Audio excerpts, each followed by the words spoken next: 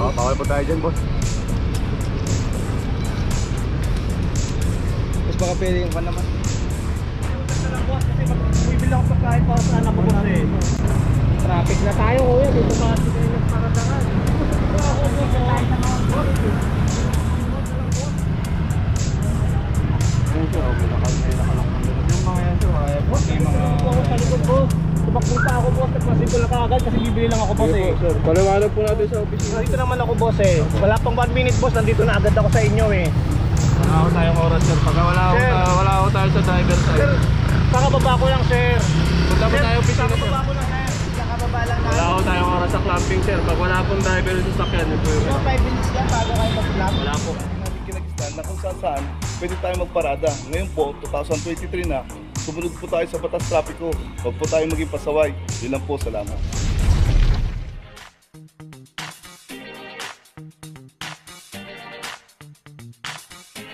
Papa Joe TV!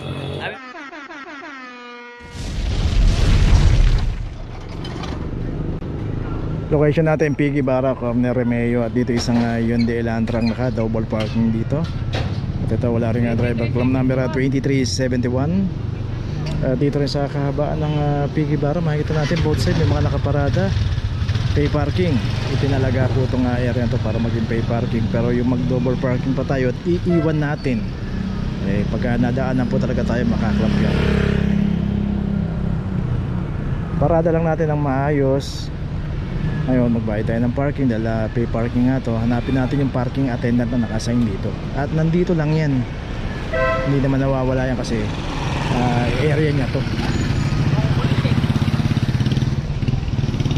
Okay, itong Elantra meron ng notice. Tuloy na po tayo.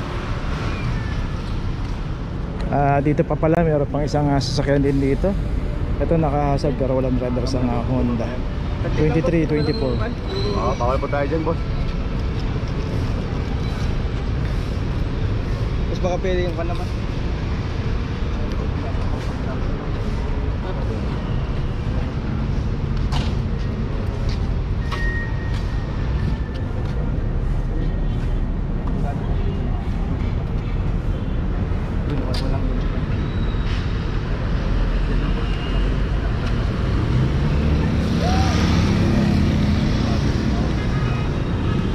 Okay, ito may notice na kasi dapat pinasok niya rito para hindi siya naka-double parking dito.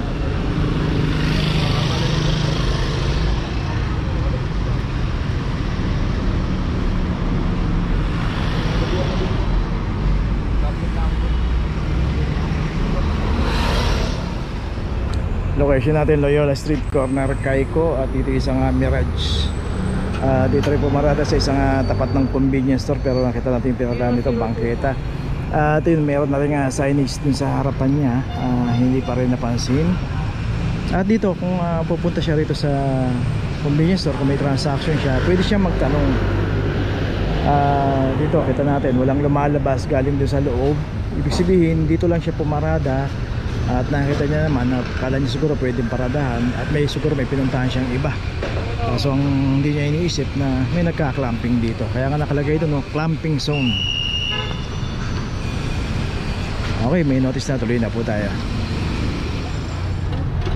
Location natin Dapitan Street, corner San Antonio Street. Dito naman yung isang Fortuner. Ito wala ring driver.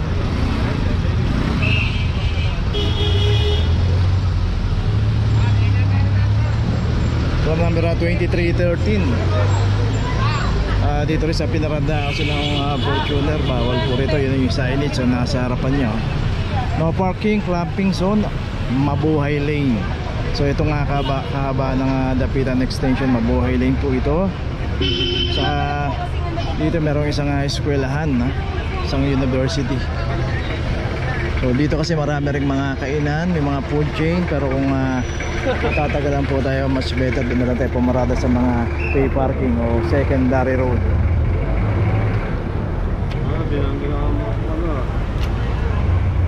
Okay, ito meron ng notice.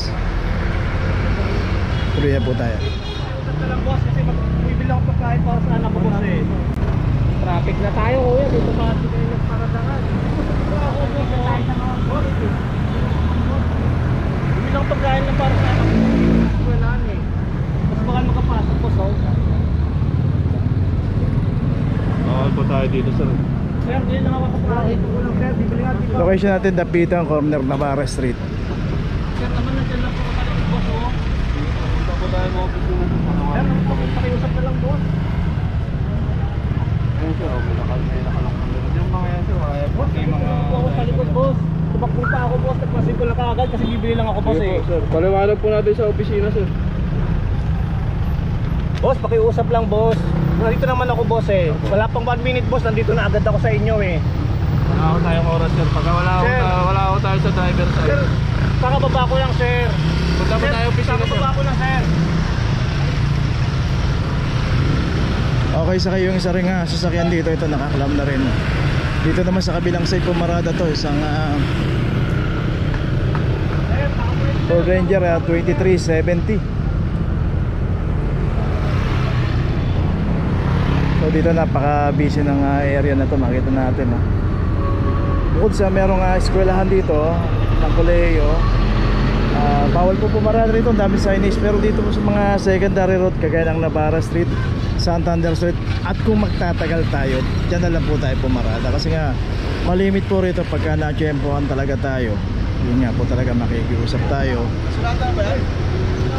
Kasi kung hindi naman po ikaklamp yan, mangyayari dadami po sila dyan, hahaba po yung mga nakaparada rito.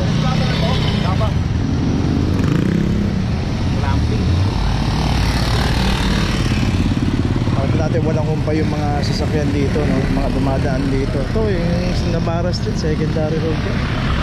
Kaya pagka dyan tayo pumarada, lalo na kung matatagalan tayo, may bibilin tayo, kakain tayo, dyan na lang tayo pumarada. Ngayon kung ayaw nyo, sugal natin dito pagka na-tsempuhan tayo, makakalam tayo rito. Kasi karamihan po ng mga establishment dito, ang problema po wala pong mga garahe. So yun ang nagiging problema, lalo na yung mga bumibili rito o hihinto rito, may bibilin o kakain sila, ay pagka na-tsempuhan naman po yun ang problema. Kaya parada na lang po tayo doon sa mga looban. Ito may notice na rin itong Ranger. Okay, tuloy na po tayo. Dalawang sasakyan na naklam dito. Location natin Pinoval, corner De Los Reyes Street. Dito yung isang Mirage. Dito makikita nga natin pagkakaparada ng Mirage Street corner 23-27. Dito po sa kahabaan ng Pinoval, makita natin both side may mga nakaparada. Ang daming sasakyan, di ba? Pero yung paparada tayo ng street corner, hindi pa natin maiaayos. Makaklam po talaga tayo rito. Ayos lang po natin yung pagparada para hindi po tayo maklam. Kasi pagka naklam po tayo, pupuntahan pa po natin sa City Hall yan para tubusin.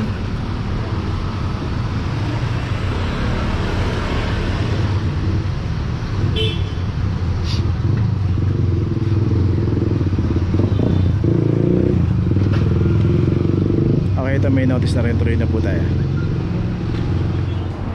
Location natin sa Rafael Street, corner Legarda Street. Dito isang Toyota Veloz. At ito wala rin driver.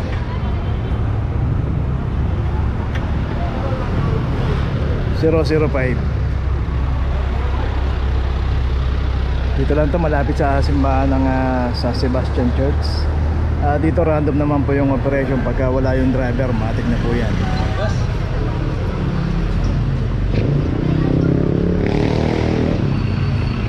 Sir, Wala kami kay Kapitan.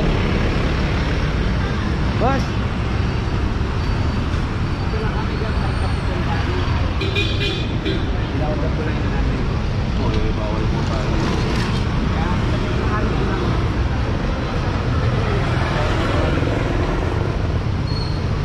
Bawal na po namin sa mga.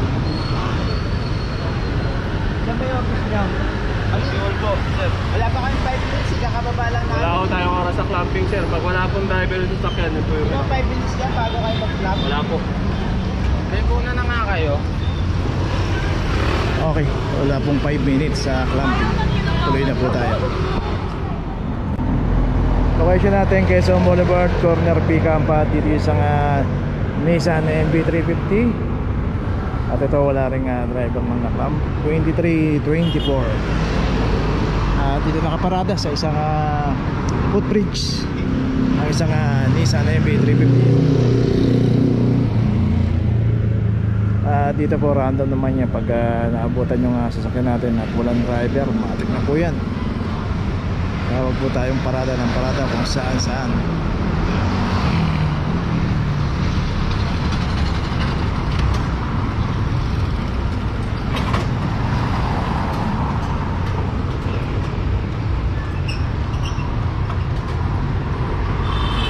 Okay, may notice na, tuloy na po tayo. Dito na ngayon tayo sa opisina ng clamping sa impounding dito sa Central. Dito na po nagtatapos ang ating vlog. Maraming salamat po sa mga subscriber, sa mga viewers, sa mga napadaan po sa ating channel. Maraming salamat po sa mga suporta nyo. Sa mga hindi pa po nakakapag-subscribe, subscribe na po tayo mga kabayan. Maraming salamat po. Mabuhay!